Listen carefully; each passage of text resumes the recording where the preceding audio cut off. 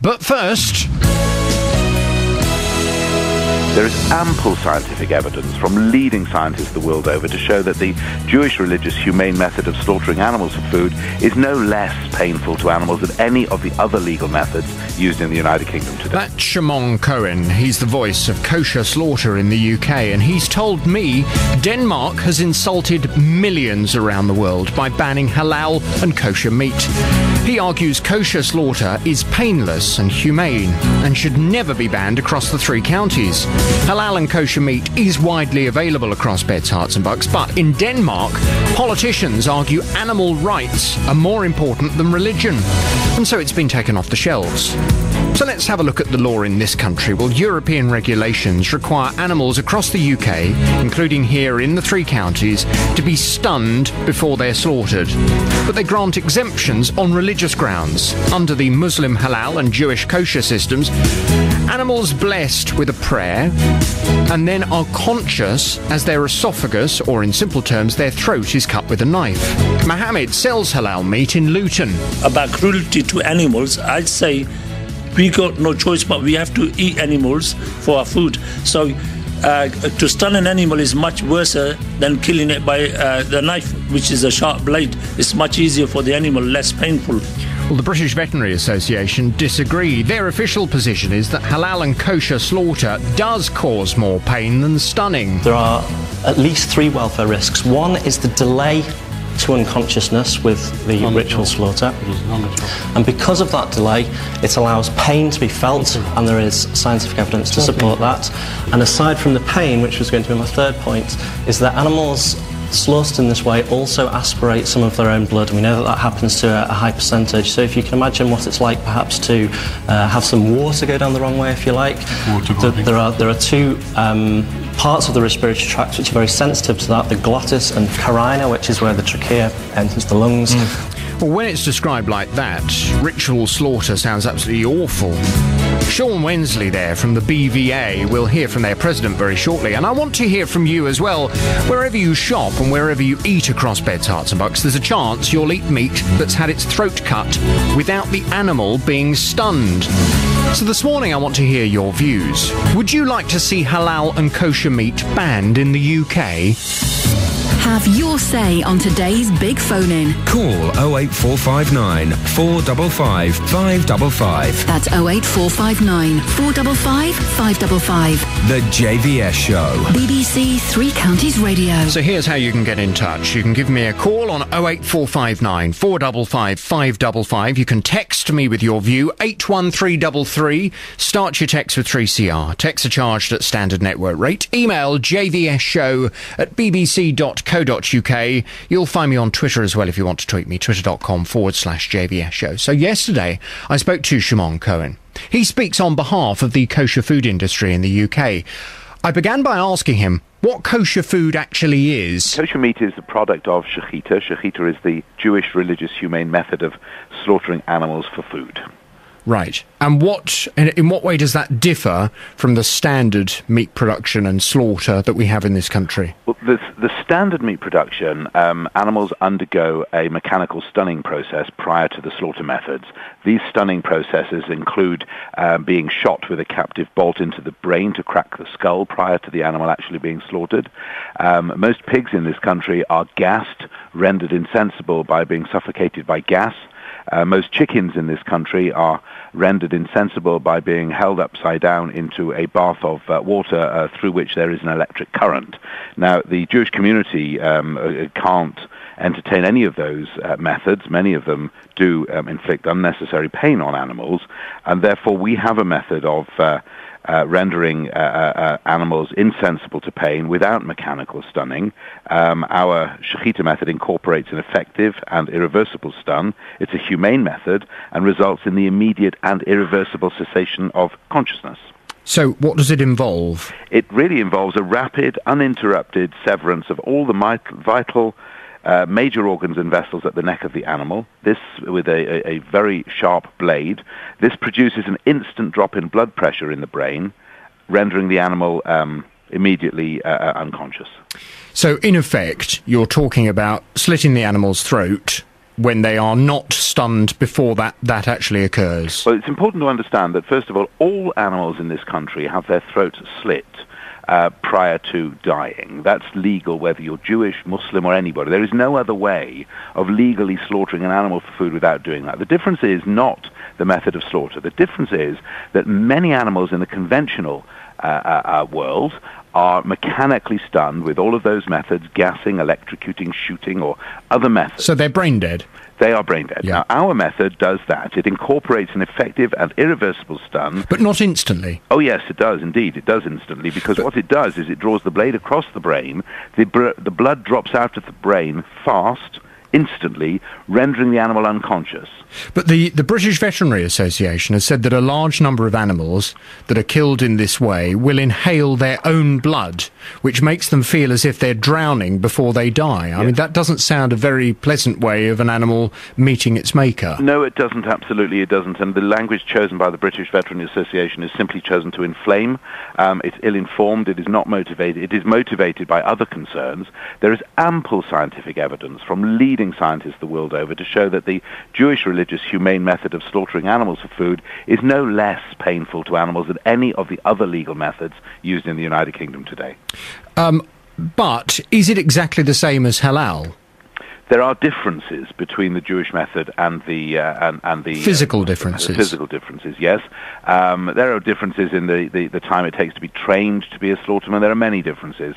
I have to focus only on the Jewish method, not representing the Muslim communities. The thing is, though, Shimon, if you kind of put yourself in the animal's kind of position, not a very nice position to be in. Mm-hmm.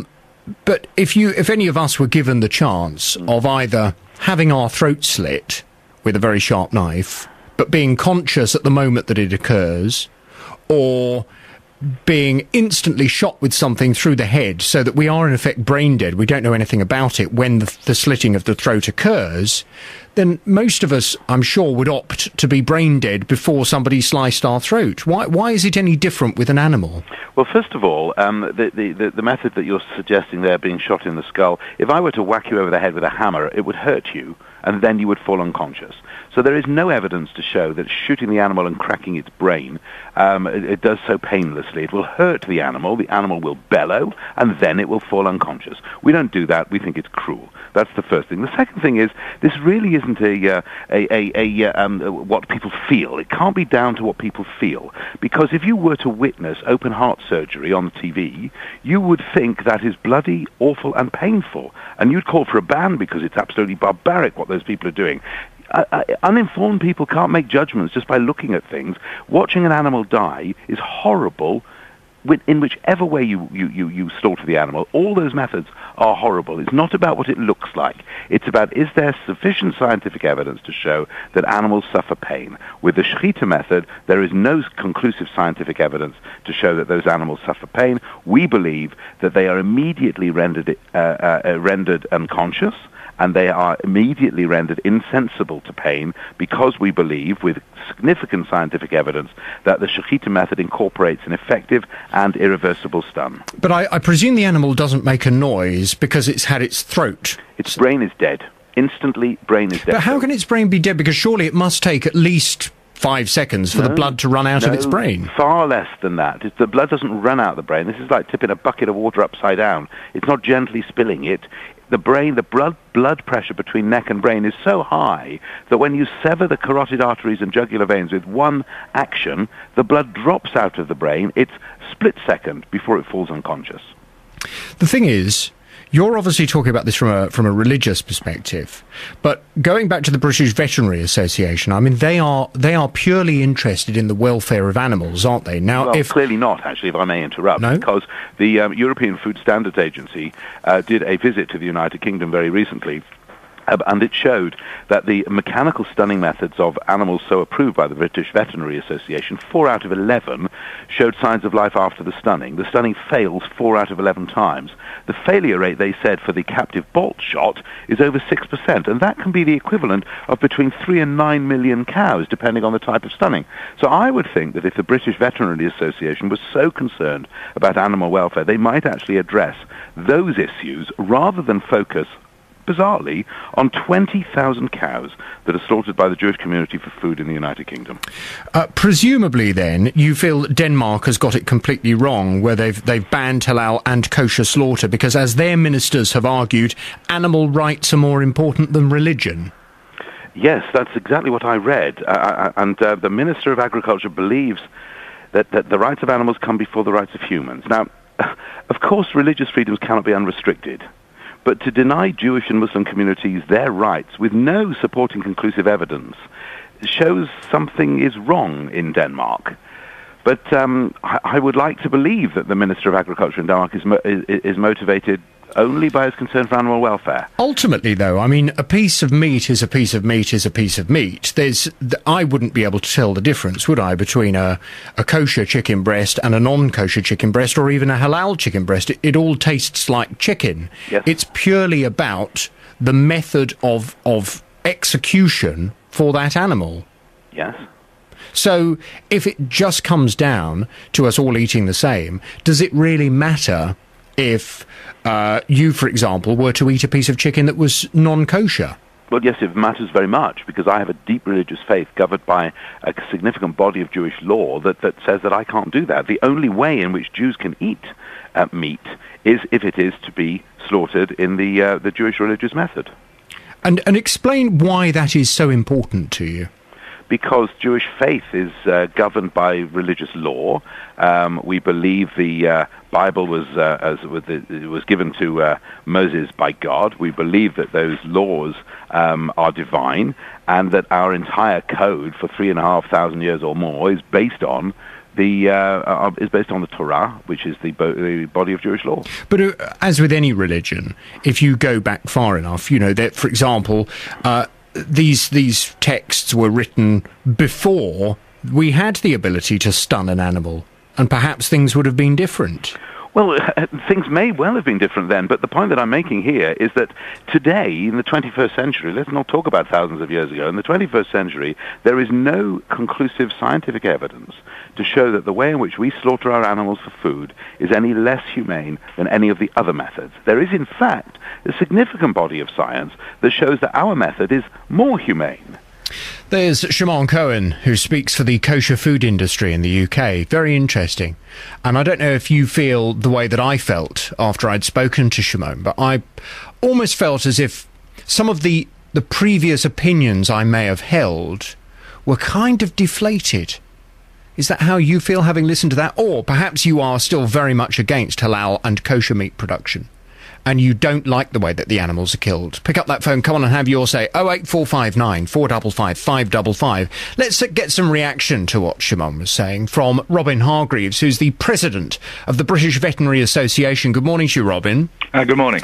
So, Shimon Cohen said that you, the British Veterinary Association, clearly don't have the animals' welfare at the forefront. Do you agree with that?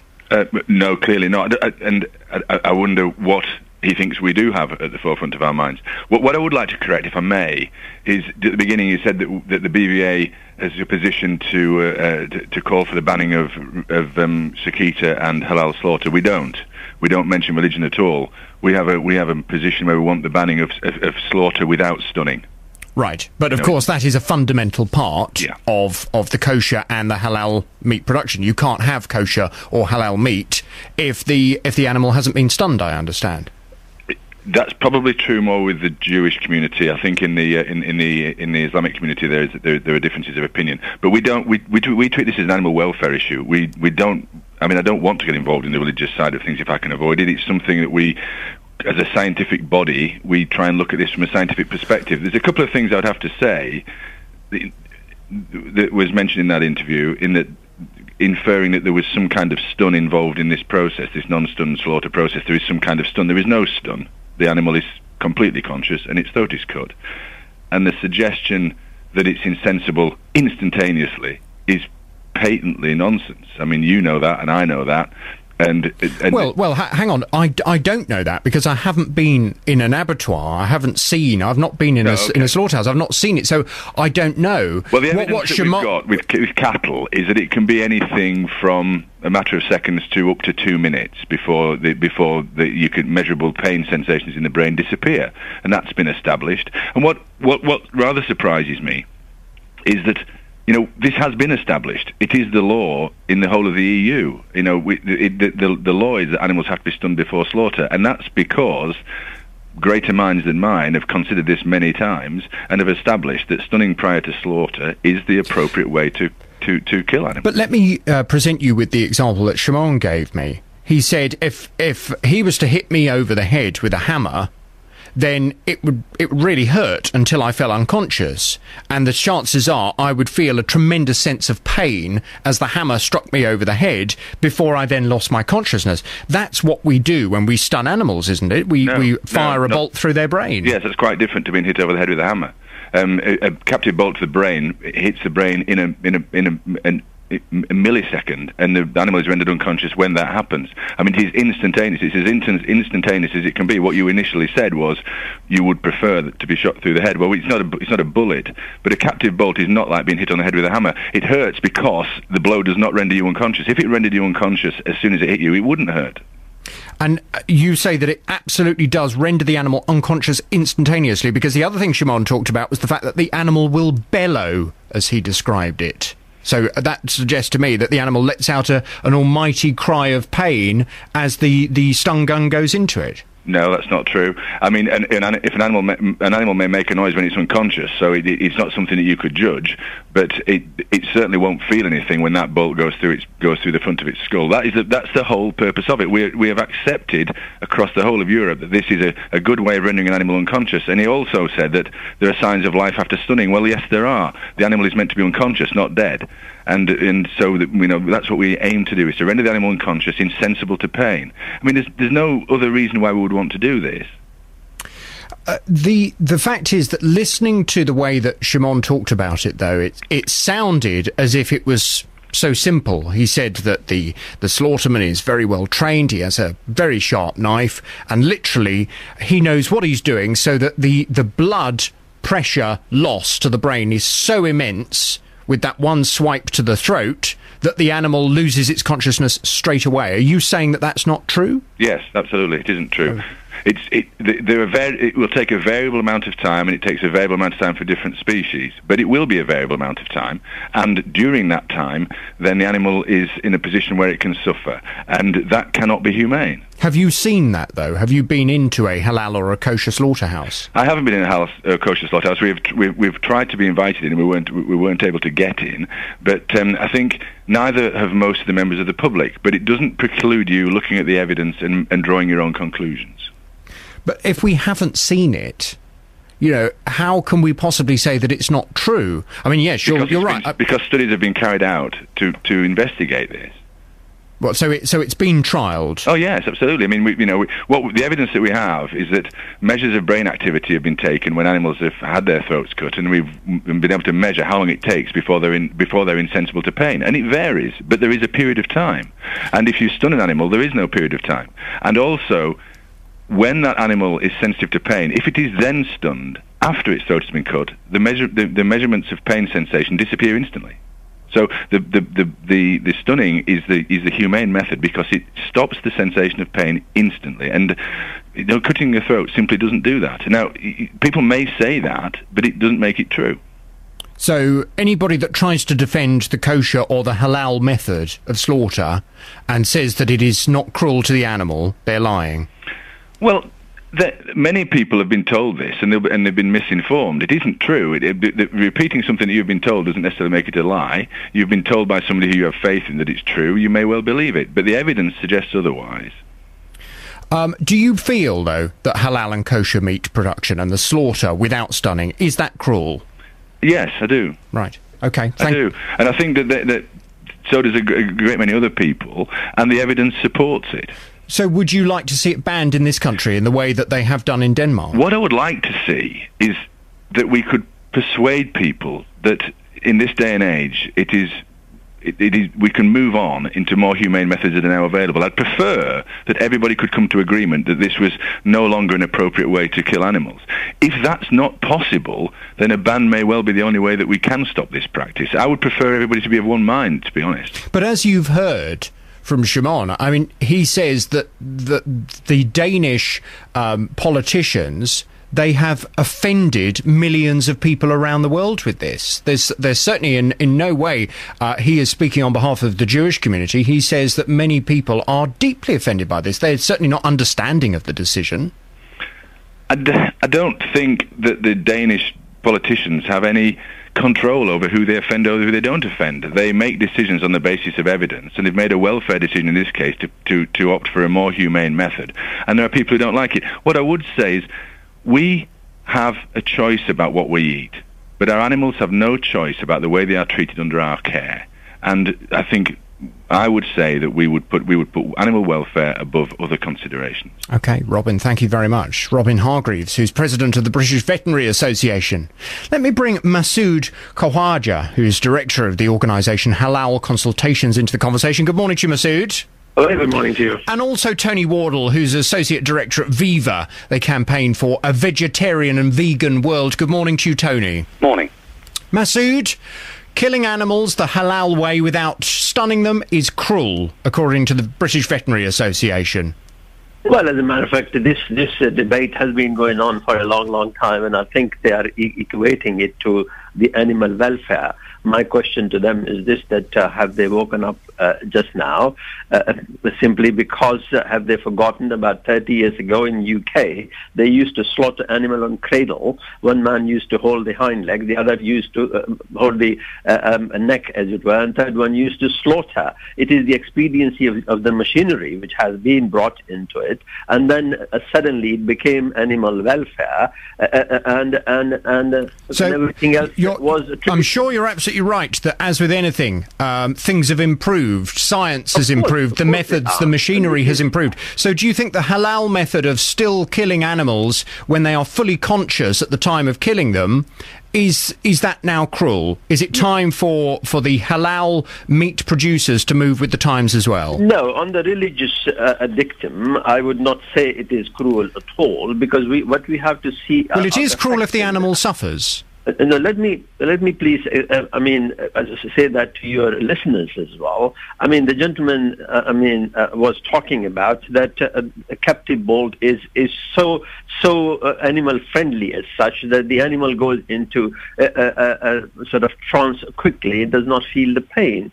I mean, let me ask you this question: if one's brain goes to smithereen, doesn't one feel pain about it? Doesn't one actually die prior to anything else? Because brain is the main function. But as you've just heard the president of the British Veterinary Association say, they have tried it, it has been tested, and it is very clear that the animal's pain receptors there are many things being tested, as a matter of fact. A Muslim, I don't want to upset other people who are actually indulging in this, but it has been accepted that more than one glass of wine actually affects brain as well. Have we stopped that as well? We are not going. Oh, that's completely different. You cannot compare people having a glass of wine with an animal suffering for potentially 2 minutes unnecessarily. No, that's what I'm trying to explain. Well, it's a silly argument to bring in, talking about glasses of wine.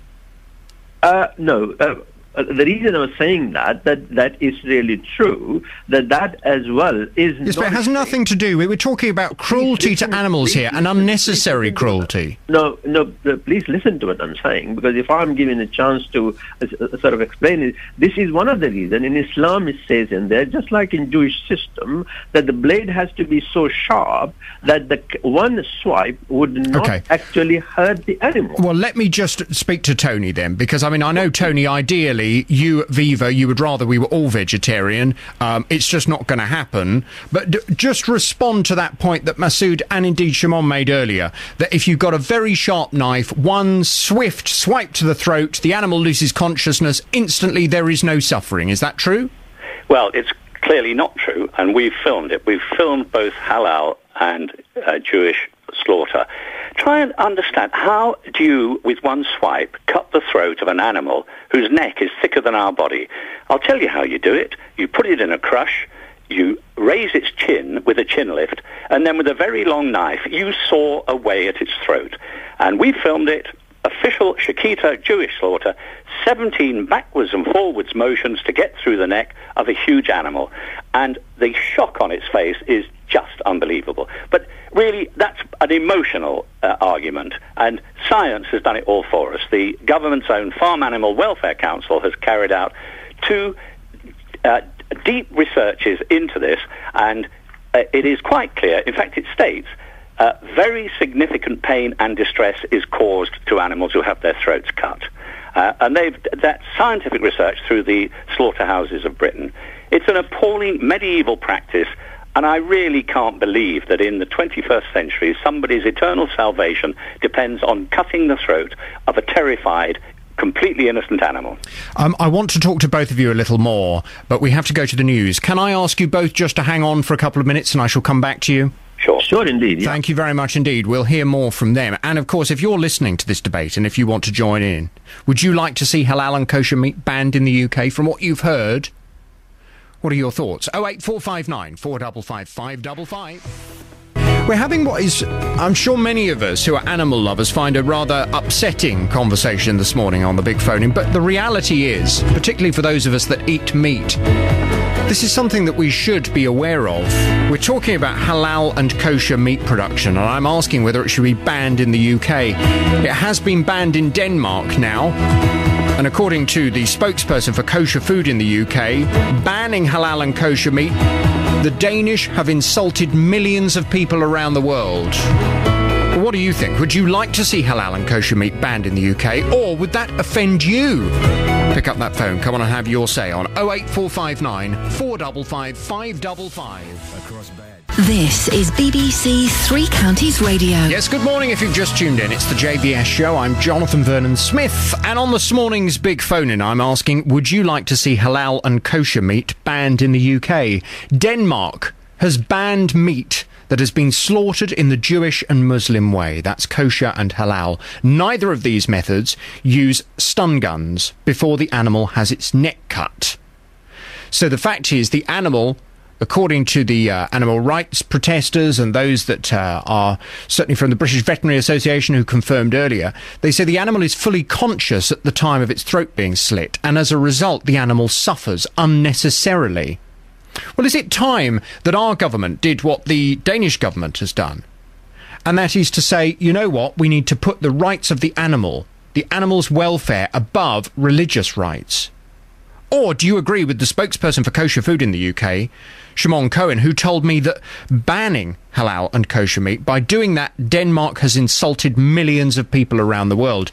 Masood Khwaja is director of the organisation Halal Consultations. He's been patiently hanging on during the news. You're still there, Masood? Yes, I am, yes. Also Tony Wardle, who's associate director at Viva, who campaign for a vegetarian and vegan world. Masood, I want to put to you the point that Tony raised just before the news. He said that you've got to stop peddling this idea that you have such a sharp knife that it's literally one quick slice to the neck and that's it. The animal loses consciousness and dies. He says, particularly with big animals, with cows, for example, that many of us eat for our mince and our steak and everything like that, it takes quite a lot of hacking away at that poor animal's throat before you cut it properly. Now, well, if that animal is conscious, that is cruel.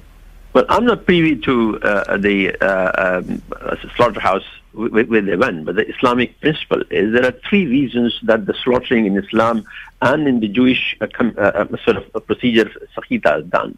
One is if the animal is not dead prior to slaughter. Second is this old flowing blood is drained out because the blood has got bacteria in it, and someone does the rendition of shahada, meaningly invokes the name of Allah. So let me explain this there, that the other rules are that the knife should be 4 times the size of the neck. I mean a beast's neck, a cow's neck is whatever the size is, because they're about 300-400 pounds, sort of thing. So that is the knife has to be taken, and that's why we have agreed and we have trained Muslim slaughtermen, those who will be slaughtering and the Jewish slaughtermen as well, with one kind of clean swipe. If someone so hang on a second. This is very crucial. You're saying it takes just one swipe with the knife to kill the animal and render it unconscious? You have to cut the throat. No. I want to pin you down on that point. Does it take just one swipe of the knife to kill the animal and render it unconscious? No, it would cut the throat, and that would render unconscious because it cuts the jugular vein, windpipe, and carotid arteries. And so how many swipes does it take to achieve that? Just one. It should be right. So Tony, according to Masood, you're talking nonsense when you talk about this having to swipe backwards and forwards. No, I do not know where they have filmed it because we have been around with compassion in world farming, and we have actually produced video in my previous organization, and we have agreed to that, and that's how it should be. Tony, it's only one swipe. You've heard from Masood. It's one swipe. It's not. As I've said before, how do you kill an animal with one swipe when its throat is wider than our body? And it's actually built into the Jewish directions that you can cut backwards and forwards so long as the knife doesn't leave the throat. I mean, we filmed it. We know that it's nonsense, that claim. And also the Farm Animal Welfare Council, it is absolutely clear. It can take a cow up to 1 minute to die, a calf up to 2 minutes, and sheep up to 30 seconds. And the animals that we've filmed being cut do not die instantly. And in the case of the beef cattle, I just cannot get my head around this. They slice away at its throat, 17 backwards and forwards motions. The animal is standing there, fully conscious, hasn't collapsed, and then suddenly, after 30 seconds, a hand comes in with a stun gun, comes into frame, and shoots it with a stun gun. How can that make any difference to anybody's life, whether that animal is stunned before or after it's cut? It is medieval nonsense that's become enshrined, and people will not back away from it. Masood, medieval nonsense. Well, I would not use that kind of wordings at all because the thing is religion, and the Jewish religion and Muslim religion, indicate the same way. But the gentleman is saying that he has seen it. Perhaps he's right. That's why what we have done in the Muslim circles is this: that we have ensured that the Muslim slaughtermen, one, they should be licensed and they should be aware of hygiene and animal welfare as well. And I'm insisting on this answer of mine that by cutting the throat, we are not killing the animal, we are helping the animal to kill, because it goes into trance, it goes into trance. Can I just come in here? Viva put an advert in the Meat Trades Journal and asked slaughtermen who had experience of religious slaughter to contact us, and 17 of them did. And men who spend their lives killing animals were outraged, particularly at Muslim slaughter, saying that people rolled up with blunt knives, there was no concern for the animals, and these men were angry. That is the responsibility of the slaughterhouses, that they should actually control that. Luckily, what I would say is that in my previous organization for nearly 20 years, we have done two things. One is this, that we are licensing Muslim slaughtermen, just like the Jewish slaughtermen are licensed, and we are trying to teach them as well, and we have taught many the animal welfare and the religious dictum as well. But as far as the religious dictum of this kind is concerned, they had tried to ban in Holland, and what happened, because of the commercial pressures, they came back to it. But what I would say to you is what you don't say is that between 80 and 90% of Muslims accept pre-stunned meat. So what we're talking about here... But you haven't asked me this question yet. I'm just saying it because you've not raised it. So what we're talking about is, let's vary our law for whatever small percentage of a religion decide that that's what they want. We don't compromise our human legislation, our human rights legislation. If you want to live in this country, you abide by our human rights legislation. But it seems that where animals are concerned, we say, well, that's fine, that's part of your religion, you can do it. We allow no other encroachment on our human rights. Let me just say one thing. Masood Khawaja has been on record, even in Farm Welfare Annual Council meetings, which I've attended many, and we were the one who had suggested the VAS 99-400 to say that we can do, pre-stunning, but not to kill the animal. But you see, the captive... Stunning doesn't kill the animal. Let me explain. If you put a captive bolt through the brain of the beast, it would die simply because brain goes to smithering. No, it doesn't. Brain goes to pieces. Brain goes to pieces. According to the British Veterinary Association, and they are surely far better experts on animals than you or I or anybody else. I'm not denying that. If the British Veterinary Association has said that stunning doesn't kill... Hang on one second, Masood. If the British Veterinary Association says that it doesn't kill the animal, then it doesn't kill the animal, does it? They are the experts on animals. Right. If it doesn't kill the animal, my challenge is this. If you would like the gory details of how it's done, the captive bolt pistol causes a concussive shock which renders the animal unconscious. And then a rod is inserted through the hole made by the captive bolt pistol, and the brain is whisked up. And then its throat is cut. Yes, but you see, if you put the captive bolt to the brain goes to pieces.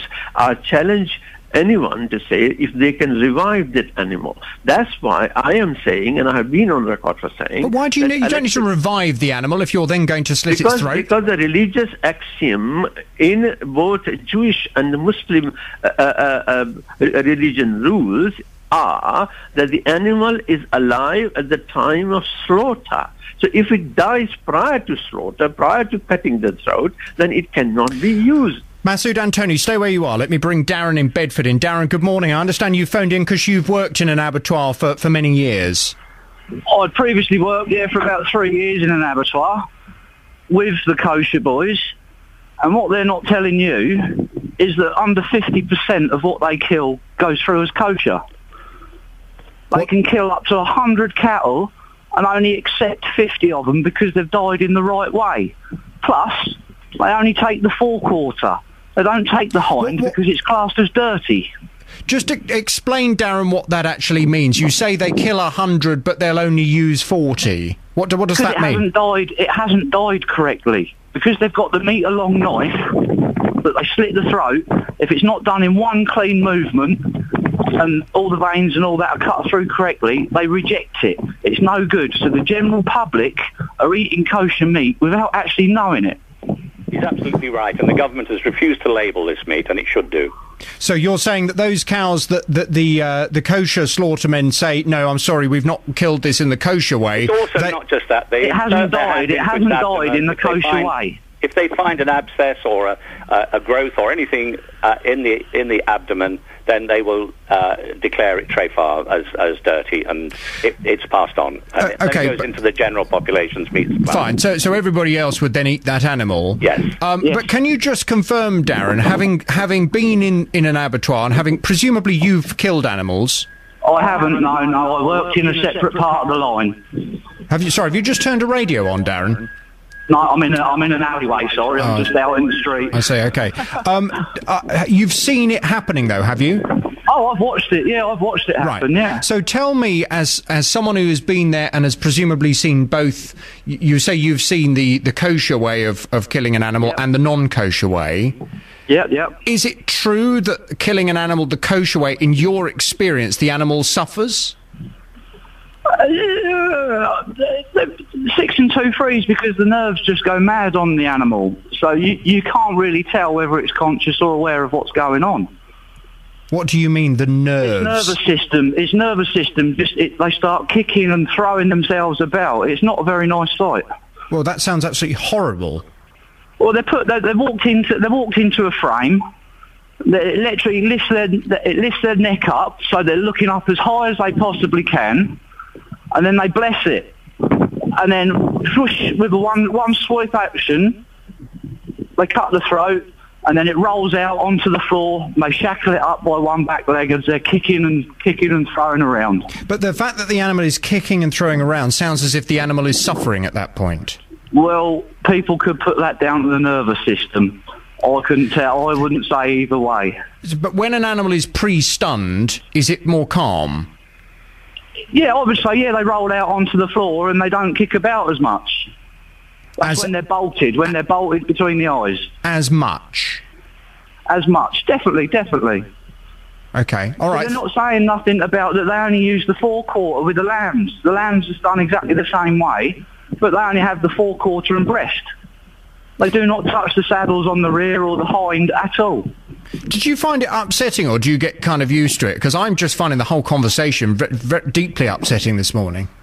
It wasn't a nice job. It was the people you worked with that made the job, but it paid the bills. Right. Okay, Sharon, thanks very much indeed for your call. So, Tony, let me just go back to you.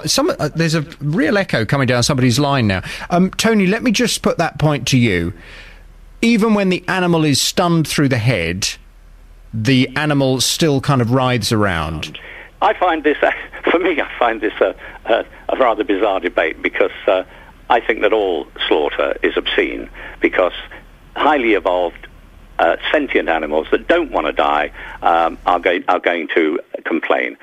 What we have to rely on is the science, and the science is clear that when used properly, a captive bolt pistol renders the animal unconscious, and then its throat is cut.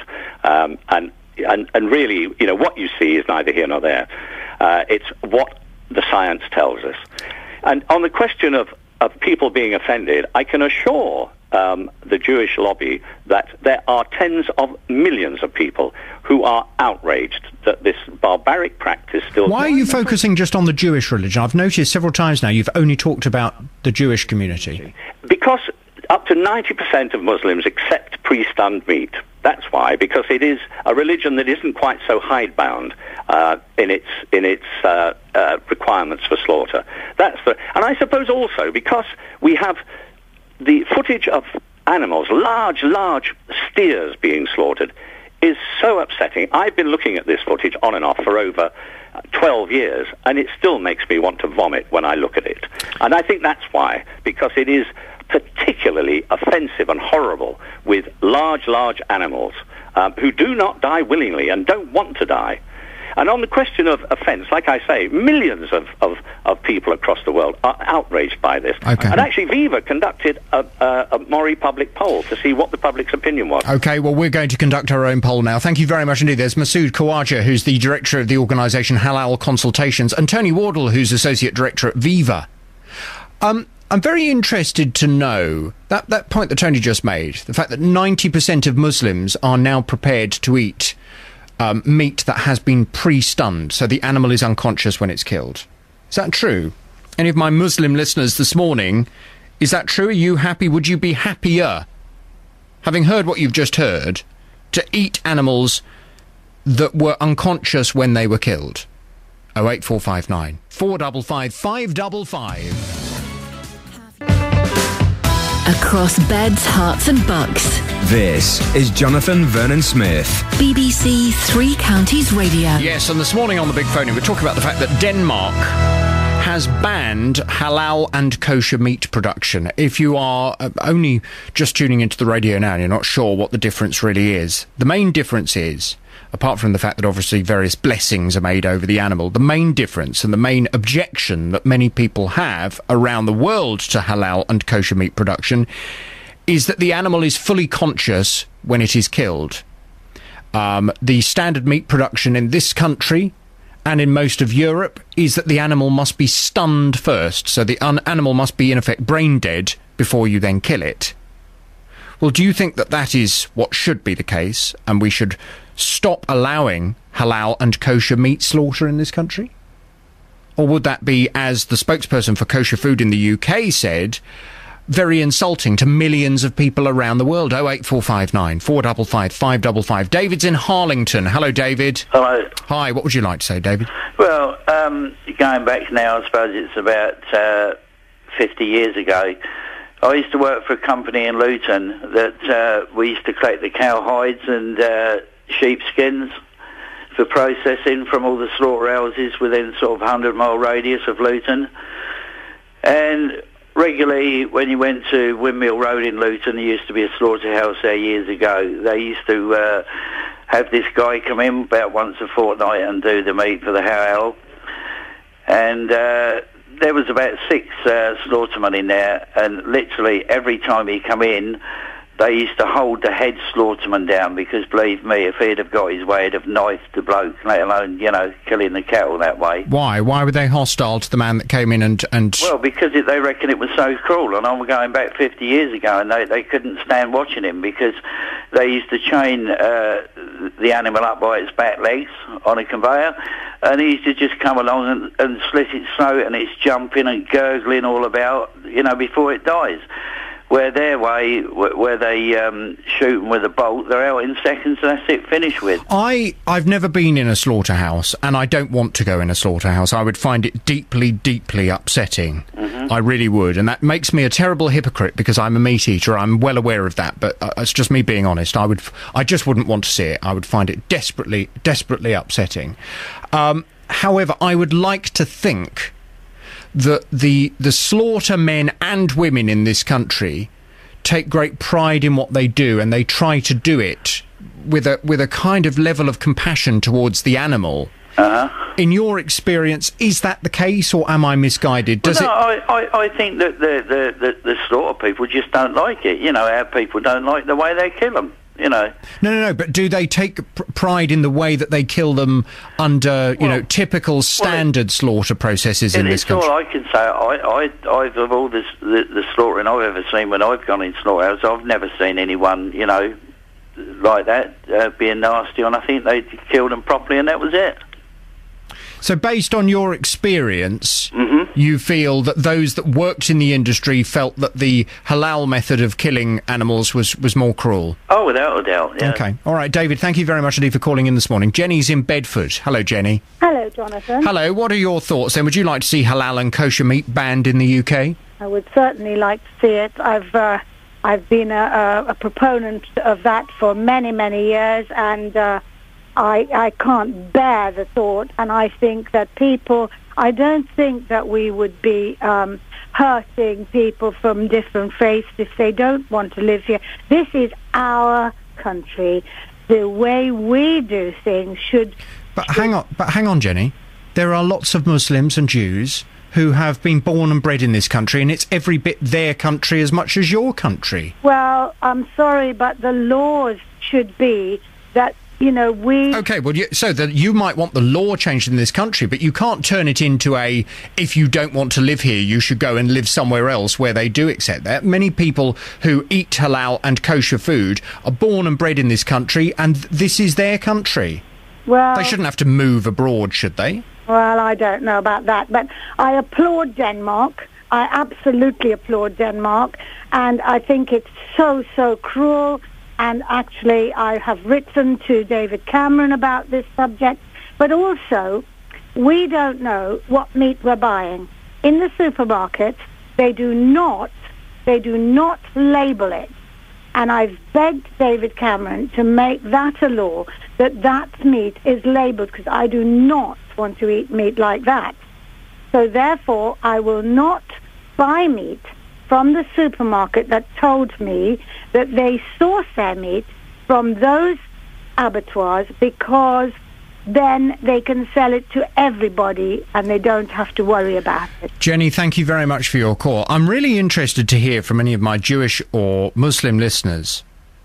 If you are, and of course your religion is very important to you, your religion is something you live your life by, but hearing from the British Veterinary Association, who, and let's face it, I mean, their sole purpose is the welfare of animals. That's what they're all about. They're not interested in religion or anything else. They're not interested in politics. They're interested in the welfare of animals and looking after animals. If they have said, as they have done on my programme this morning, that killing animals the halal and kosher way is cruel, then are you prepared to change? Are you prepared to say, you know what, actually, although my religion's still really important, I don't want animals to suffer unnecessarily.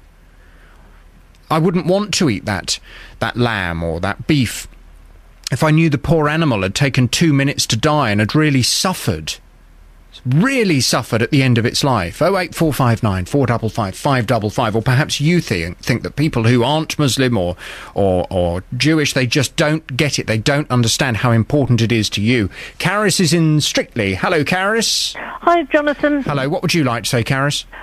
A couple of years ago, we were reading, my colleague and I were reading a little bit in the newspaper about halal killings, etc. And we didn't really like the idea very much.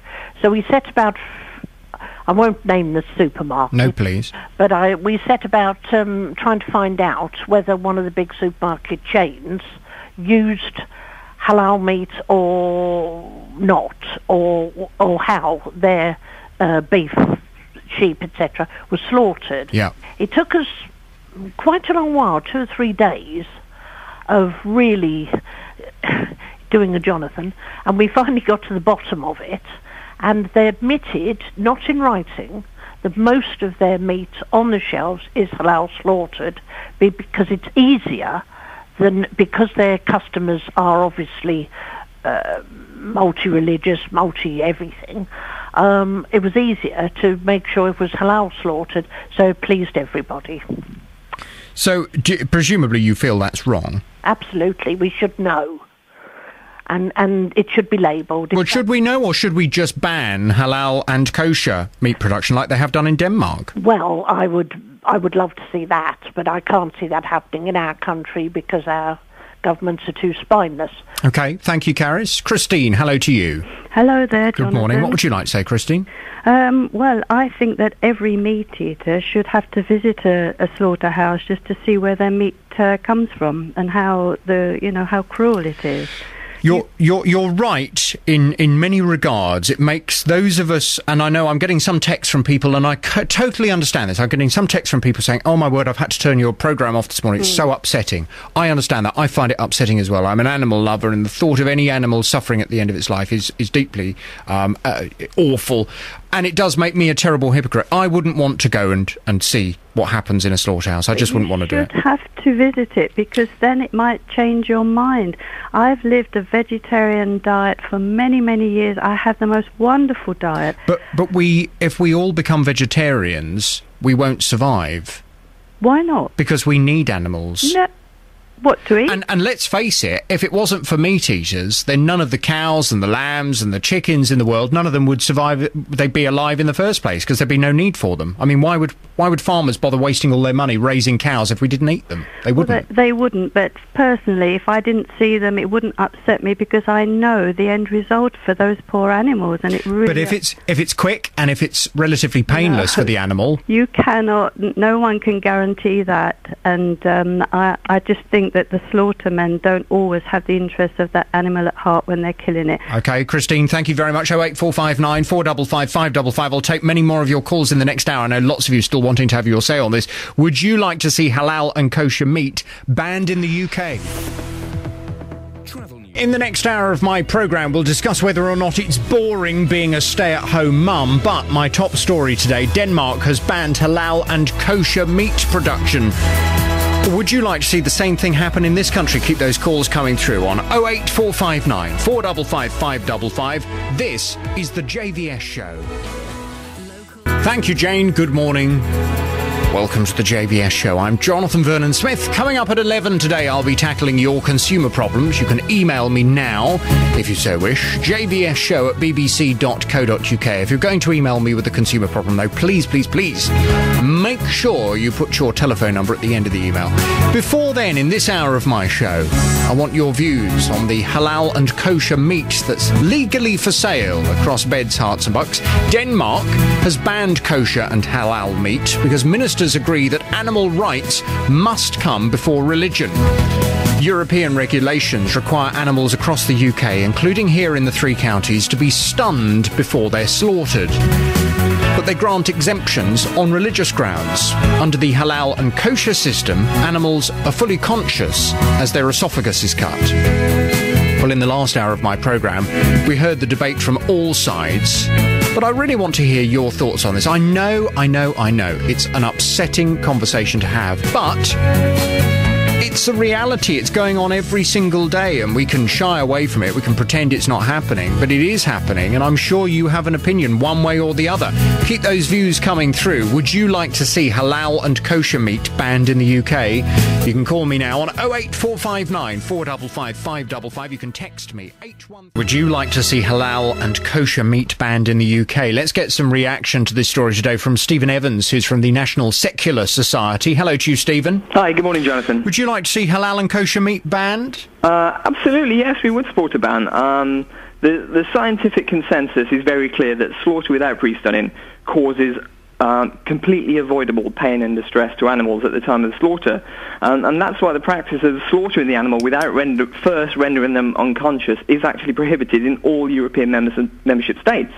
As you pointed out earlier, there is an exemption that's given to Muslim and Jewish groups that permits them not to follow the law that everybody else must follow. And I don't think we should have a situation where something being a religious belief means it can't be questioned and it can't be scrutinised. So yes, we would absolutely support a ban. Until we get a ban, it's very important that this meat is labelled so those that don't want to eat it can avoid it if they wish. They can't at the moment. It would be terribly offensive, though, wouldn't it, to many people who would say, well, I can only eat kosher or halal meat because of my religion. So if you prevent me from being able to buy it in this country, what am I going to eat? I mean, that's how I'm sure many people would feel. Well, actually, it's not the case that they wouldn't be able to buy it in this country. Of course, they would still be able to import it from countries that do allow the practice. So countries outside of Europe, well, actually some countries within Europe that permit the practice, they could import it from there. Of course, there may be a cost premium, they may have to pay more, but if it is that important to them, I'm sure that would be a price worth paying. At the moment, what's happening is meat from religious slaughter is being slipped into the general food chain, we're all eating it, and that means we're artificially subsidising the religious slaughter industry. So yes, they could still eat it, they may have to import it, but the fact is, 80% of Muslims, 80% of Muslims do eat, 80% of animals are actually pre-stunned before slaughter for the halal market. Have you ever clear that Muslims accept this, and Muslims do accept pre-stunning for the most part. Have you ever seen an animal being killed either the halal or kosher way? I certainly have on video, not up close and You've not seen it personally. I certainly have Just stay where you are, Stephen, because Rosemary in Luton has called in and wants to have her say on this. Rosemary, good morning. Morning, Jonathan. Morning. What would you like to say to Stephen Evans from the National Secular Society? Because I understand you have seen animals being slaughtered in the halal way. I have. I haven't seen it done in an abattoir. I understand that would probably be completely different. Where have you seen it then? I've seen it in whenever we have been on holiday abroad. I have seen it done by my husband, my brother-in-law, where they have slaughtered. We have ritual slaughter at certain times, for example, after Ramadan. So you're a Muslim, are you? I am Muslim, yeah. Okay. Yeah. So your husband has slaughtered an animal in the halal way? Yes. What kind of animal? It was sheep. Sheep. Okay. So what was it like? It was actually done with so much gentleness and respect for the animal. As I say, it may be different in an abattoir. Talk us through it. How did it work? They hold the animal. Him and his brother hold the animal down, but they hold it down in such a way they're soothing it, they're talking to it the whole time, they're stroking its head to get it very, very calm. The knife that they use must be a knife which is large enough. It has to be sharp enough. And it is done literally with one swift cut across which severs the arteries and the windpipe. And all that the animal did was give what I can only describe as a sigh. That's what it sounded like, which obviously is maybe the air escaping from the lungs, I don't know. No other sound than that. No. Well, it couldn't make any other sound because it had its throat slit. It didn't, but it wasn't... It didn't seem as if it was distressed in any way. Children were watching as well. They weren't distressed by it because it was done in a way that was done with respect for the animal. This can't happen on a mass scale, though. It can't, but I'm saying that it can be done correctly. And if, talking about, so many Muslims in this country, accept stunned meat, accept non-halal meat, I don't know any practicing Muslim, and I know many, many, many practicing Muslims. I don't know one practicing Muslim who would do that, who would eat meat that wasn't halal. But Rosemary, just explain to all of us listening to the programme, I mean, I presume you are a person who likes animals. Yeah. Right. And you are a person that wants animals to experience the least amount of suffering in the food production system as possible. Yeah? So, taking your religion to one side, if you recognise the fact that, of course, in meat production there will always be a level of suffering for the animal, the poor animal at the end of its life, it's going to have some level of suffering, but then most of us do when we die. It's just a fact of life, isn't it? But why would you not be prepared to say, well, you know what, I still want meat that's been blessed, I still want meat that's had everything done, but I just like meat that in the least possible way the animal suffered? Well, in that case, if I didn't think that the animals were being treated properly in an abattoir, for example, then I would become a vegetarian. For me, there wouldn't be an option. If I was sure that my halal meat was slaughtered in a way that wasn't... yeah, but you know it's not slaughtered in the way that you've seen your husband slaughter a sheep. You know it's not, because... Which is why I'm mainly buy vegetarian now, or I'm pretty particular about where I buy my halal meat, you know? Where it's coming from somewhere where it's a family-run business which is in England, and it's done in such a way that it is done with respect to the animals. Stephen, just respond to Rosemary's point. I mean, from how she describes it, it was peaceful, it was calm, and she doesn't see what the fuss is. Yeah, she paints a very nice picture, and I'm sure... well, that's what I've seen. That's what I have seen. That's my experience. I haven't seen it done elsewhere. Yeah, I don't think it would be quite so pleasant if you saw it on an industrial scale. Look, the RSPCA, Compassion in World Farming, the European Federation of Vets, all believe, and this is on scientific evidence, that it does cause unnecessary pain and distress to animals. So I think that really needs to be a given, that it is unnecessarily distressful for animals. I mean, just imagine yourself, if your throat was to be cut, would you prefer to be unconscious or conscious at the time?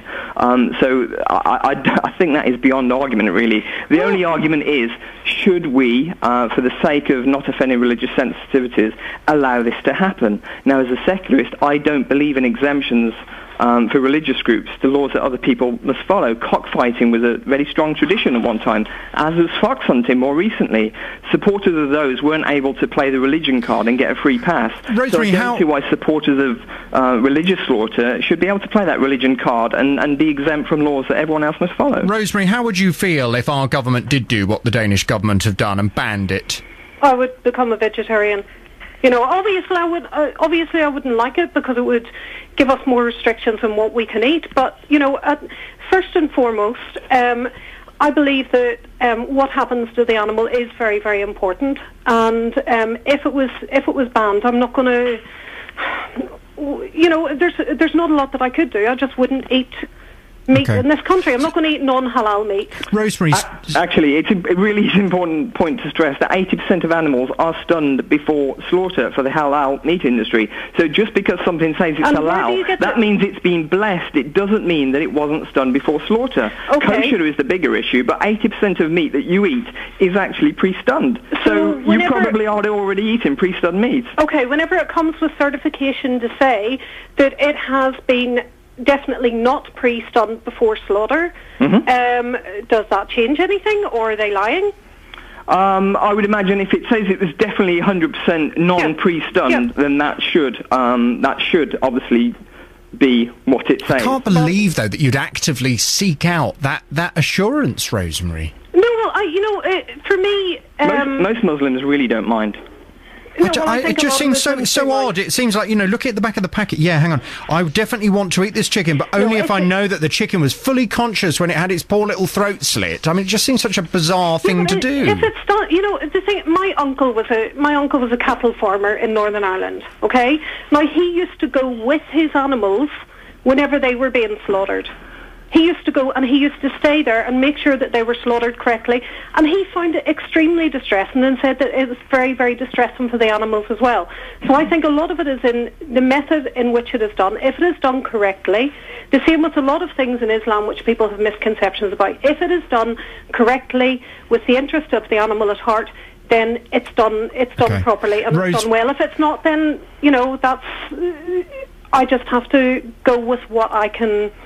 what I can manage. But we have to look at why it's done. Why is it? I mean, being sure the animal was alive and conscious at the time of killing was probably a very sensible precaution back when this method of killing was originally practiced, because it ensured that the animal was healthy and that the meat was fresh and fit for consumption. But that is totally redundant in the modern age. We don't need to do that anymore. We know it's fit for consumption. So you have to look at the origins of this and why we're still letting religious tracts dictate what we do in modern farming practices. You surely recognise that, Rosemary. I mean, it's the point that was made earlier. Back in the day, when the various religious books were written, then the only way you would have had of stunning an animal would have been to kind of club it over the head with a rock, which of course is a rather hit and miss way of doing it. Now we have, and of course to try and protect animals from being killed in that very cruel way, of course that's a good thing that religion tried to do. But now that everything has moved on somewhat, and we're no longer talking about clubbing animals over the head with a rock, but having a proper machine that stuns the animal, that makes it different, doesn't it?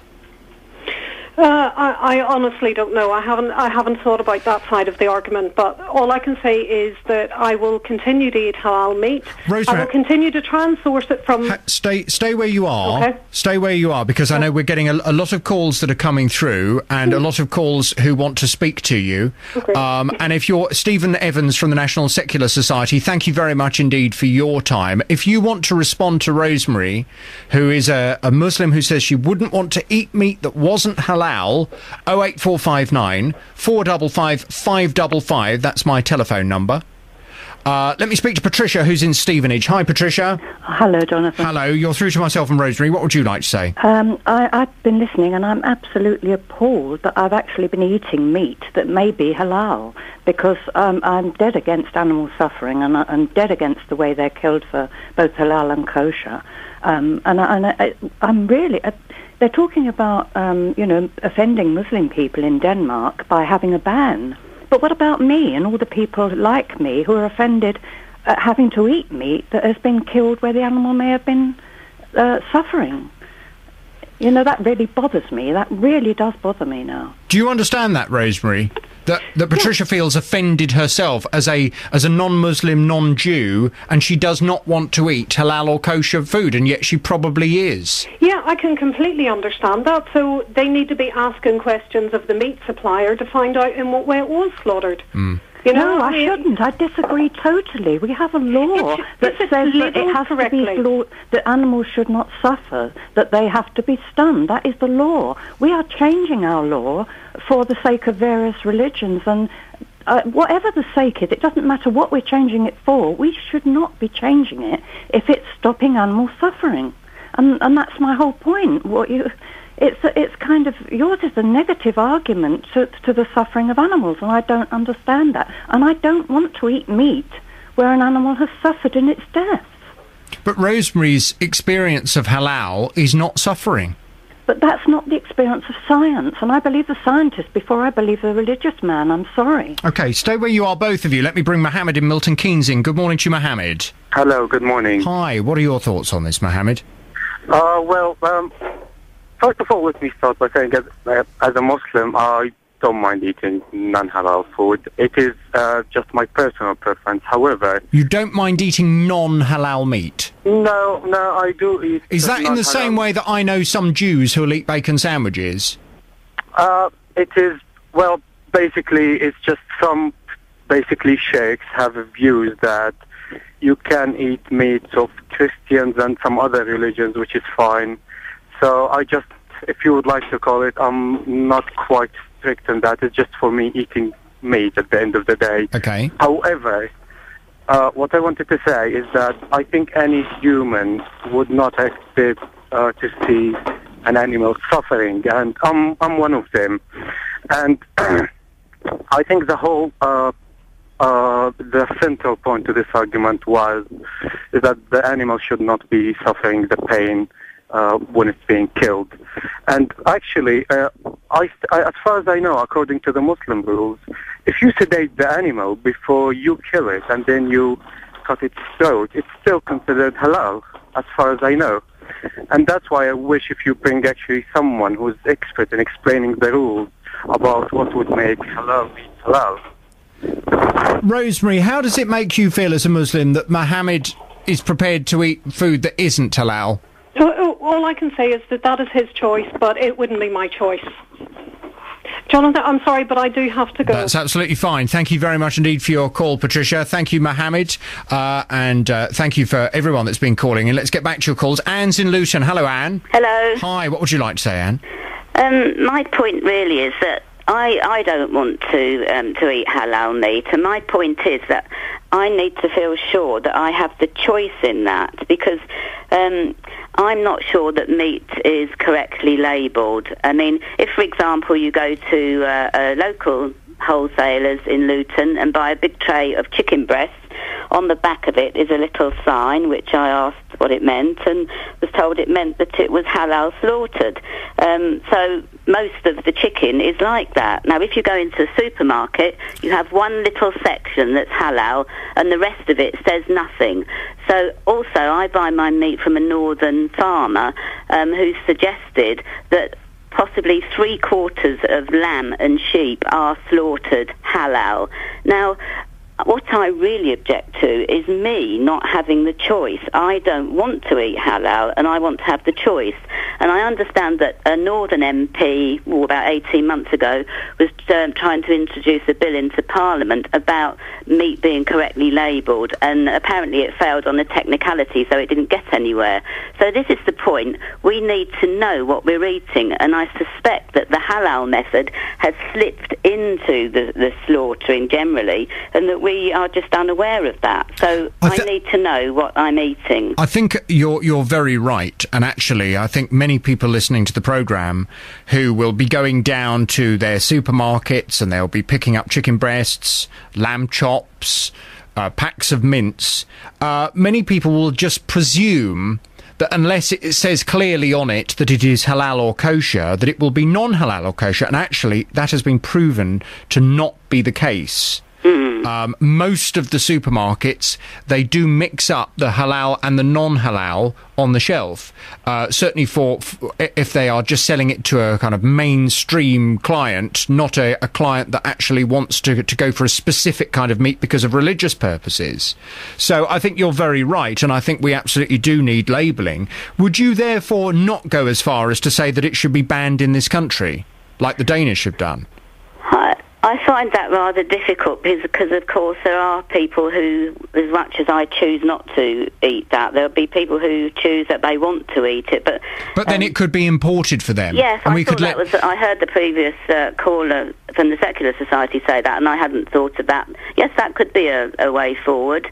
But I definitely think it does need looking into. I mean, look at when we had all those television programmes looking at the care of chickens, and there was a big hype about it. But nobody ever looked into how they were slaughtered. They looked into how they were cared for and so on, but nobody touched on the slaughter of them. So it is really quite a political hot potato, and nobody wants to get near it. But we deserve to know what we're eating. And thank you very much. We do deserve to know what we're eating, and it's very easy, isn't it? You go down to the supermarket, and there in the meat section, there's all the little polystyrene packs with cellophane-wrapped meat cuts in there, and you pick it up, and you kind of become a bit detached from the fact that that meat part was once part of an animal, and that animal had a story. That animal was a living, breathing thing. That animal went off to a slaughterhouse and was killed, one way or the other. And we do have a right to know how that animal was killed, don't we? Mike is in Houghton Regis. Good morning to you, Mike. Good morning, Mike. Jonathan, sorry. What would you like to say, Mike? Right, I just can't get over the conversation. Your first two callers, the guy from the society and the lady, she didn't paint a pretty picture at all. He said, well, you know, she's painting a pretty picture about holding it down and talking to it. Well, unless there's Dr. Doolittle, that animal hasn't got a clue what they're being told, and then cuts its throat and lets it bleed to death. It's barbaric and ancient. There's no need for it at all. What difference does it make if you stun the animal and then do the religious slaughter? It just makes me so angry. It really does. I had this debate at work with many Asian and Muslim people, and we talk about it. And it's not about cutting the animal's throat. It's about the praying and whatnot they do whilst the animal is being slaughtered. Well, that's a part of it. And I guess what we have to remember, and I'm a non-religious person myself, but what we have to remember is that many religions, when you know, they're all very, very old, aren't they? And the various books that were written for people to live their lives by, they date back a very long time ago. And many of those books were written at that time based on the resources that were available at that time. And many of those religious books were written as a way of leading better lives, less unpleasant lives and less cruel lives. And you surely can recognise that back in the day when somebody went out hunting for their food, then if that person was to grab a big rock and to kind of repeatedly smash a sheep over the back of its head with that rock until it died, that's a very cruel and evil way to kill a sheep. So actually to say to people, no, you mustn't do that, you must take a knife and with one foul swoop slit its throat, then you can kind of understand why that message was given, to try and be less cruel to the animal at the time. But now, of course, things have changed, and now we don't kill animals in that kind of way. They are stunned with a bolt through the brain for a cow. I understand some animals are gassed, and other animals are electrocuted so that they are brain dead before you then slit their throat. It's very different. Yeah, absolutely. I know. What you're saying is that back in the day there wasn't such things as stun guns and whatever they do. Yeah. That's fine, and I understand that. But what I'm getting at is, I have a friend who slit his wrists, and thankfully, thank God, he's still here today, because what he attempted never worked. But you know, he made a call the second after he'd done that, and when I got time to speak to him, he described, the only thing he could describe about bleeding out was the pain that he was going through. Now, I can't put that onto an animal because I can't ask an animal, but I should imagine it's the same kind of pain. Yeah? So it's barbaric and it's ancient. They need to move on with the times and do it in the correct manner. Mike, let me bring Amir in Luton. Hi, Amir. Hi, good morning, JVS. Hello. Slaughtering in the halal way is barbaric and cruel, according to Mike in Houghton Regis. No, because the halal is exactly the way the UK government has recommended to the animal, because there is only about 99% of Muslims and the scholars of a Muslim in the United Kingdom, they do accept animal to be stunned before slaughter. So I know there shouldn't be any. Well, I spoke to Rosemary earlier. She doesn't want to eat meat. She's a Muslim. She does not want to eat meat that has been stunned beforehand. JVS, I've been working in an industry for 5 years previously, and there's only, and I live in Luton, there's only one shop in Luton who believes, a Muslim halal shop, which they believe that animal shouldn't be stunned before slaughter. The rest all shops in Luton, they take a meat, they accept the meat stunned before it actually slaughters. And that's your experience as a Muslim in Luton? Yeah, exactly. And I've got my family, they're running a family business for about over 30 years, and they've been, a halal meat, and they're accepting it. So if what you're saying then, Amir, is that the vast majority of Muslims are very happy to eat meat that was unconscious when it was killed, and if many other consumers in this country agree, then do you think the government should just outlaw killing without stunning? Absolutely, yes. Well, I know you would, but absolutely, that's fine. The basic principle of in Islam to have a meat before you slaughter the animal, how to slaughter the animal. The animal have to be alive before you slaughter. It doesn't matter if it's a conscious or if it's what situation it is. The animal have to be alive. That's the basic principle. You can't have a dead animal and then slaughter it. But then do you consider... All animals are alive before you slaughter them. Of course they're all alive. Yeah, but he means at the point of actually killing the animal. Yeah, killing the animal, it have to be alive. But if that's the case, then do you accept that when an animal is in effect brain dead, is it dead or is it still alive? No, when the animal is brain dead, it's still alive. Right. Okay. So that's how you justify it, because earlier we heard that wasn't the case. When the animal is brain dead, then in the eyes of Islam, when the animal is brain dead, the animal is dead, and therefore when you then slit its throat, you're killing an already dead animal. Sorry, JVS. When some humans have a brain damage and his brain's not there, and the person is still alive, you don't just take the person and bury it because his brain's... it's because he's on a life support machine. Yeah, but once you take off the life support, the person is still alive, is alive. If he's dead, is dead. Okay. All right, Mike and Amir, thank you very much. I don't think you're going to agree. I am absolutely staggered. We have so many people wanting to talk about this today. The phone lines are going absolutely bonkers. We'll take some more of your calls in the next half hour. Would you like to see halal and kosher meat banned in the UK? Every weekday from 3. We began this morning's programme talking about halal and kosher meat, and we've not stopped talking about it because every single phone line is ringing away with people still wanting to have their say on this. It's been quite remarkable. And you know, when there's a subject that you're very passionate about and lots of you want to have your say, I will allow as many of you to have your say for as long as we possibly can. So we'll continue with this for the time being. I've been asking, would you like to see halal and kosher meat banned in the UK? Why? Well, the Danish have done it. The Danish have banned halal and kosher meat.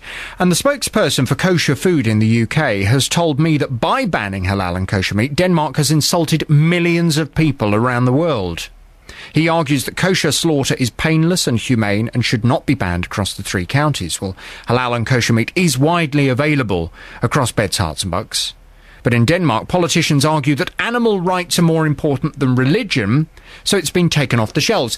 If you're unaware, the main difference that people have an objection to is that with halal and kosher food, which is eaten by Muslims and Jews, some Muslims and Jews, it would appear, a fundamental part of the slaughter is that the animal must be alive when it has its throat cut.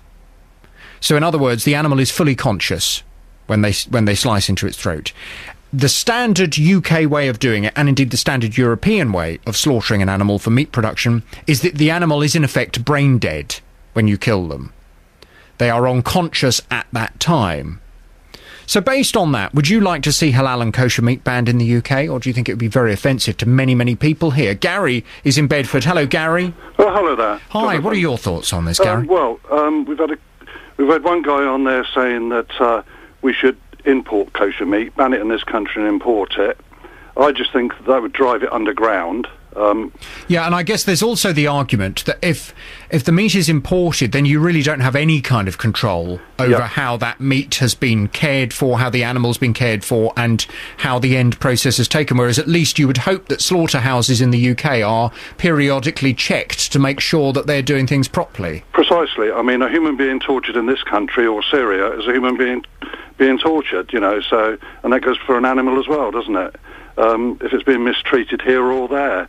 So I think it's much... I mean, I don't agree with halal or kosher meat, the way they do it, but it's better to be done in the open than on some farm in the middle of nowhere. So you certainly wouldn't want to see it banned here? So if your view is representative of the vast majority of people in this country, then how do we start to change the minds of people that want to eat halal or kosher food? Well, through education, I suppose. And I mean, it's correct what you've been saying this morning about things have moved on. But you're always going to get, whatever you ban, you're always going to get an underground market for things, you know. That's just my view on that. OK, Gary, thank you for sharing your view. Jill's in Potter's Bar. Hello, Jill. Hello, Jonathan. Nice to talk to you. Nice to talk to you. What would you like to say? Well, I love your programme, and I'm very vehement about this because I phoned a friend within the last half an hour, my friend in Potter's Bar, and knowing about this before Christmas, she phoned all the local restaurants, and I mean all, and nearly every single one said they were serving halal meat. She said, well, why don't we know about it? And she put the phone down. And I think it's important that it's labelled at supermarkets so that we all know what we're eating. I think it's disgusting how it's done. Absolutely disgusting. Do you accept that some people do want to eat it? And do you think it's acceptable that some people want to eat it in this country? Well, I think they're probably going by the good book and how they've been brought up when they were younger. Yes, and you have to accept, Jill, and you or I may not live our life by a religion. No. I certainly don't live mine by a religion. No. But many people do. And for many people, their religion is the core of who they are as a human being. And you can't just pick and choose things. You can't just say, well, I'm not going to take any notice of that. You've got to live your life by that religion if you are truly of that religion. That's right. And I don't think we've got an atom of a chance of the government changing their mind like Denmark have. So I think, in actual fact, they ought to have special places. This is halal meat, and if you want to go there, so be it. And I think we should be able to choose. But we don't know what we're eating, do we? Jill, thank you very much. I mean, my personal view, I don't want to eat halal meat. I don't want to. If I go to a restaurant, I don't want to eat halal meat. I don't want to eat kosher meat. Very, very simple. For me personally, I don't want to eat it, and I think I should have the right to not eat it in the same way that many people would argue they have the right to eat it. So perhaps ultimately, what our government could do, rather than banning the production in this country, what our government could do is to make it law that you have to label the meat. Restaurants have to make it clear. Supermarkets have to make it clear. Is that the way of trying to deal with this? So that everybody feels satisfied with what they're eating? Hussein, good morning to you. Hussein, are you there? I'm here, can you hear me? Yeah, I can hear you now. What would you like to say? Firstly, I'm British Muslim. But I've got multiple backgrounds. Hello? Yes, I'm listening. I'm listening attentively to you, Hussein. Okay. I was born in this country. This is my country. But I'm a Muslim. My mum's English, my dad's from Pakistan. Now, I've got best of both worlds.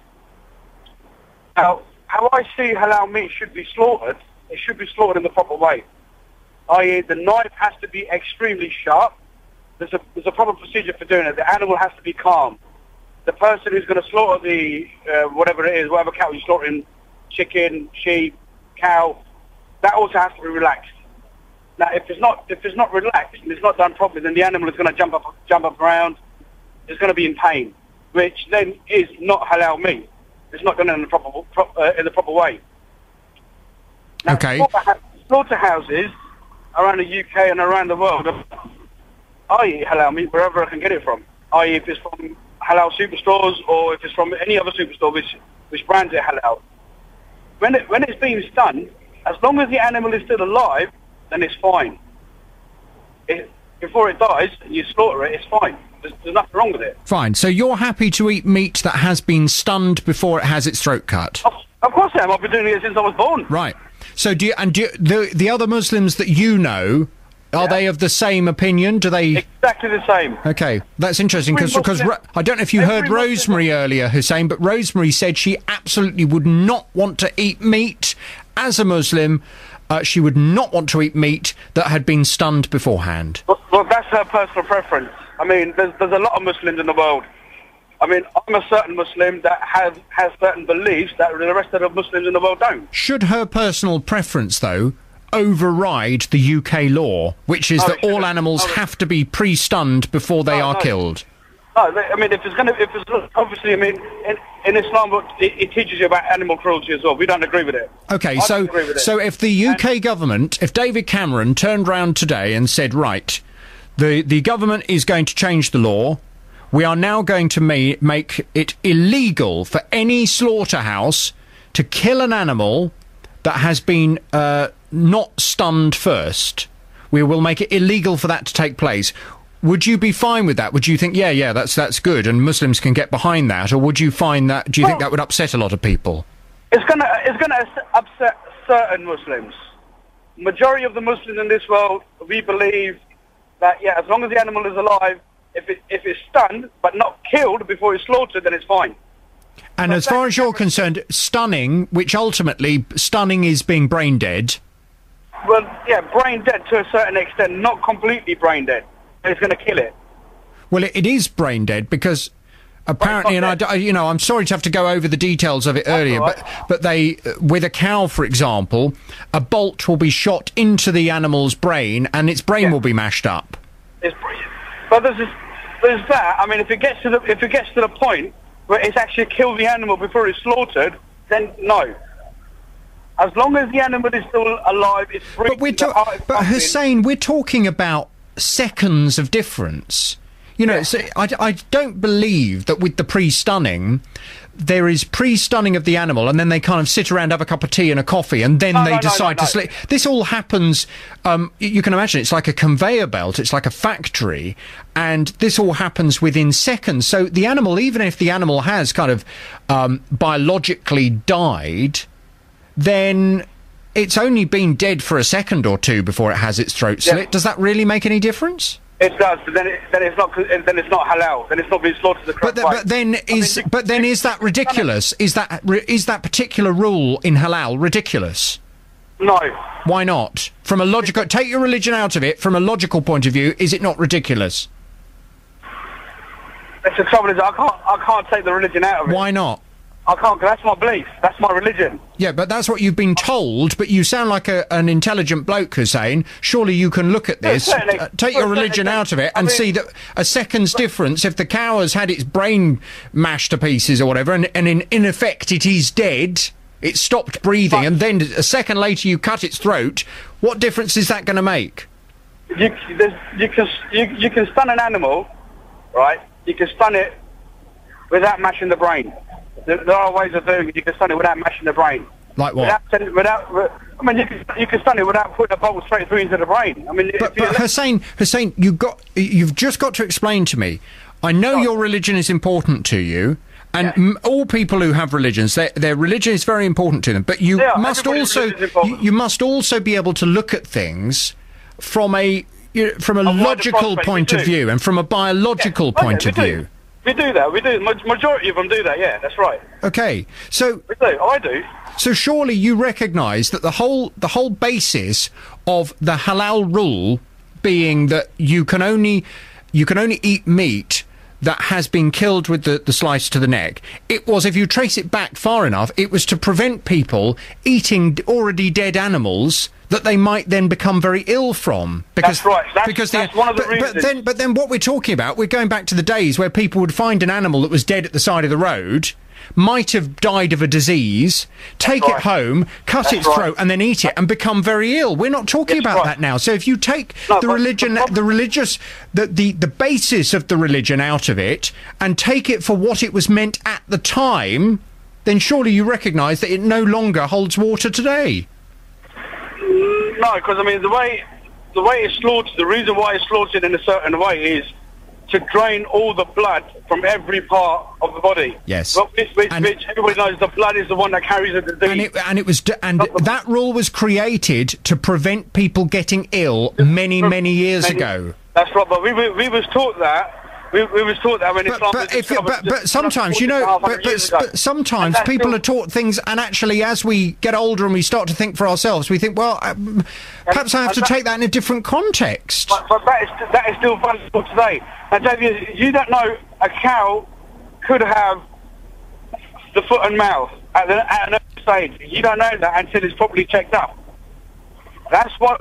But that's completely different argument. There's no hygiene difference. There's no hygiene difference in 2014 between killing a cow, for example, the halal way and the non-halal way. There is no hygiene difference. There is no hygiene. As long as the blood is being drained correctly and the animal is still alive, then it's fine. But why does the animal have to be alive for 1 second while it has its throat cut? Then it's not right for us to eat. I mean, we can't. I mean, why not? Why not? It's the principle of our religion. But Hussein, you sound like a bright chap. I don't know how many more times I could say this. I'm trying to ask you to look at this and to put your religion, not to dismiss it altogether, but just to put your religion to one side and to look at this argument in a different way, and you won't do that. I can't. I'm very different. I can't. But okay, and that Hussein is what I just can't personally. I can't understand. I just can't understand it. You know, I know lots of people live their lives by certain religious beliefs, but I can't understand why people can't at least question their religion. I mean, there's nothing wrong with questioning it, is there? To see whether you agree with certain parts of it, to look at where the religion came from, to see the origins of it, and to recognise the fact that the origins of many religions, they were based on good, solid, sound sense at the time they were written. But in 2014, things have changed. And perhaps some of those logical, sound reasons are no longer so important. And we can modify, we can adapt, we can change things without suddenly being disrespectful to God. 08459 455 555. Michael's in Letchworth. Hello, Michael. Oh, good morning. Morning. Yes, very interesting conversation. Actually, I missed a lot of it, but I listened to the last caller, and it just shows how barbaric this thing is. I mean, and really, it's down to religion. We have laws in this country. Why shouldn't the law be the same for everyone, every religion? I mean, would we? I mean, for an instance, because I guess, Michael, the answer to that question is because we are a religiously tolerant country. We have people who are Jewish who live in this country. We have people who are Muslim. We have people of all different Sikhs, Hindu. We have all different kinds of religions, and we recognise everybody, and we respect and allow people to live their lives by their religious beliefs, and that's surely a positive thing. That's to a point. I mean, when it comes to, I mean, would we? I mean, in the papers a few days ago, there's a little girl who was mauled by a dog. Now that dog's been taken away, and obviously that I assume this happens. It's happened a few times over the last year, and those dogs have been put down. They've been put down humanely. They've been put down with a needle. They could have had that. What, would we slit their throats? But there's a difference, isn't there? This government won't do anything about it because this government, they're frightened, they're scared to upset the Muslims and anyone in this... But Michael, it's unfair to focus the argument on the Muslims because, as we have already heard... Jewish people and Muslims. Many Muslims are prepared to accept and to eat meat that has been unconscious when it was killed. Well, that's fair enough, and that's the way it should be. However, I understand with the Jewish community that is absolutely not the case. But we have a rule in this country the way animals are, so the rule should be for everyone. This is a British society. The people here should abide by our rules. Okay, Michael, thank you very much. Incidentally, that point was made earlier by Tony from Viva, and he said that many Jews are still vehemently against animals being pre-stunned. I'd be interested to hear from any of my Jewish listeners this morning. I notice you're being very quiet. Come on and answer me that question. Is it true or not? 08459 455 555. Peter, good morning to you. Good morning, Jonathan. I understand you moved to the UK from Poland. What's your perspective on this debate, Peter? Yeah, I've been here 10 years, and I think that people who move in here from another countries, they should follow the rules. And as far as I know, halal meat has been banned back in my country because it's just really sad how those animals are killed. I've watched a movie how a cow is killed and couldn't sleep. It was terrible. It's really sad that people hide behind religion and they make excuses just to make their point. And I just don't think this is really fair. I think we are a civilized country. We live in Europe.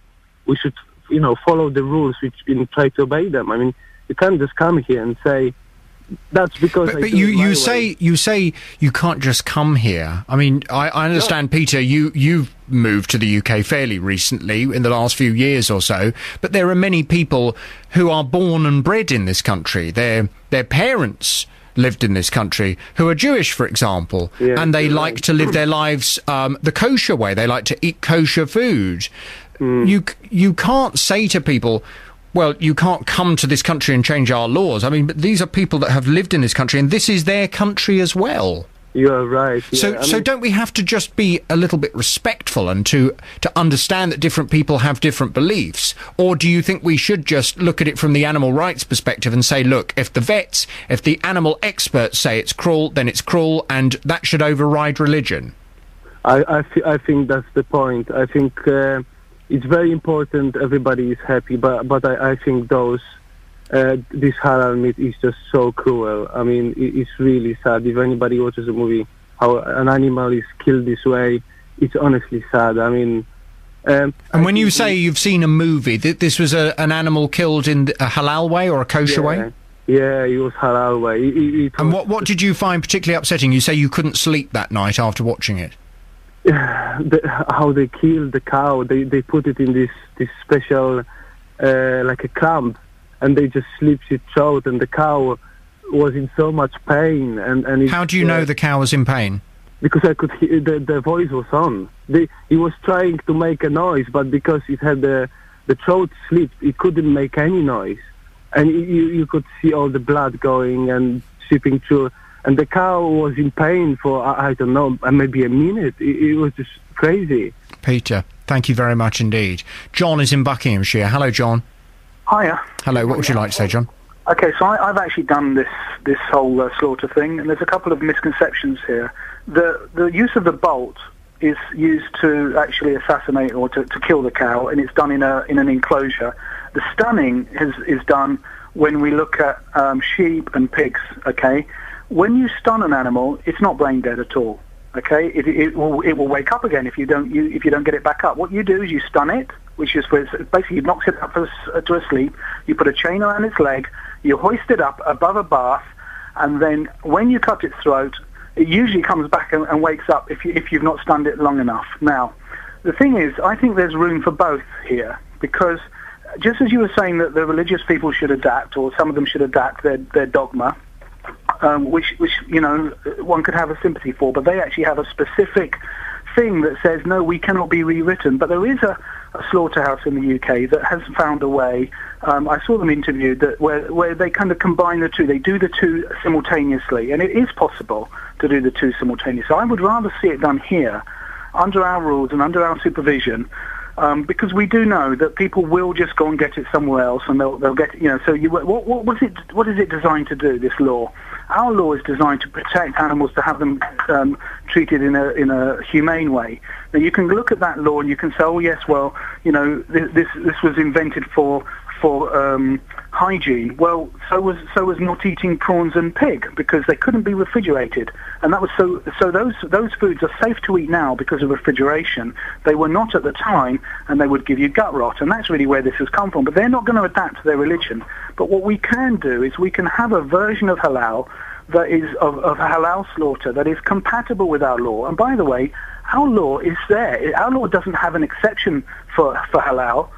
It is illegal not to kill an animal humanely, and so what we're not doing is we're not enforcing it. What we're doing is we're saying we're just turning a blind eye. So our law is already there for that. What we have to do is to say, well, we have to respect the rights of people and their beliefs, because maybe they're going to adapt their beliefs, so it might take them 500 years to do that. But if they want to live here, they have to have a compromise, which is that we find a way to meet their needs, but also to do it within our own hygiene and humane rules. And that's what I think is the solution here. So it needs all parties working together. It needs the Jewish community, the Muslim community, the non-Jewish and non-Muslim community, all talking about the animal and trying to find a halfway house. The stunning does not kill the animal. It does not make it brain dead. If you stun an animal and you don't actually, because typically, but to stun a cow, you shoot it through the head with a bolt. That's not stunning a cow. That is how you kill a cow. Basically, that's how we do it. That's how we kill cows. We put them in, because they're a much bigger animal. They're harder. With the other animals, you can lift them up and put them onto above the bath. It's much harder with a cow. So what they tend to do is they tend to put them in this enclosure so they cannot move. The enclosure's a big metal kind of frame, and it puts them in very close and holds their head still, and then the bolt comes in. That is actually a way of killing an animal. It's not a way. The bolt does not stun them at all. Okay, John, thank you for your call. Al is in St Albans. Good morning to you, Al. Hey, JVS, how are you doing this morning? Yes, I'm well, thank you. What would you like to say, Al? Good. Well, actually, a few things. Very interesting debate this morning. So I'm Jewish, and I'm proud to be Jewish. I consider myself a secular Jew, so I eat kosher meat and non-kosher meat. A couple of things. First of all, I completely agree with your earlier caller today. You should be able to know what you're eating. So generally, kosher meat tends to be a lot more expensive than non-kosher meat. So it's unlikely that you're going to go to a secular restaurant and eat kosher-produced meat. But I do agree that in the interest of fairness and giving people the choice, meat should be clearly labeled where it was slaughtered and how it was slaughtered. Now, I think actually trying to debate with, I think it was Hussein earlier, over the merits of kosher killing or halal killing is kind of ridiculous, because we all know that those who aren't religious find many aspects of religion kind of strange. I mean, in Judaism, if you're very religious, on a Friday night, you can't You can't operate a television. You can't switch the TV on or off. So, to debate the merits of kosher killing is kind of ridiculous. But surely it is acceptable to explore the origins of the religious teaching and to explore why perhaps that was crucial and it was important at a time, but is no longer. Yeah, you know what, JVS, I actually completely agree here. I think the way forward, you can't ban it because, again, people who are religious would just be up in arms. You can't really ban anything. Going back to that point then. Let me finish. Just let me finish. I don't think you can ban it, but I do think that there's a wise way to work with the religious communities and to work with the kosher farms and halal farms. And actually, as has been said earlier on the show, if an animal is slaughtered in a proper halakhic way, kosherly or halal, then there actually should be no pain at all to the animal. Yeah, but the British Veterinary Association say that is nonsense, and surely they are the ones that care about the animal. They're the ones for whom the animal is their main priority. So if they say that's nonsense, can you not recognise that perhaps your religion has got it wrong? Well, JVS, to be on Three Couches Radio to say which religion is right is kind of ridiculous, right? I mean, if you go to Israel, if you go to many other studies, we're not talking about some backward little farm here where, some rabbi is killing a chicken. I mean, these are very, very, very high-tech farms and establishments, and a lot of research is there to refute what you're saying as well, JVS. Listen, what I also would like to say is, you've really got to think about how that animal is cared for throughout its entire life. Very true. We want animals to be well cared for throughout their lives and well cared for at the end of their life, surely. Thank you very much indeed for all of your calls. We must move on.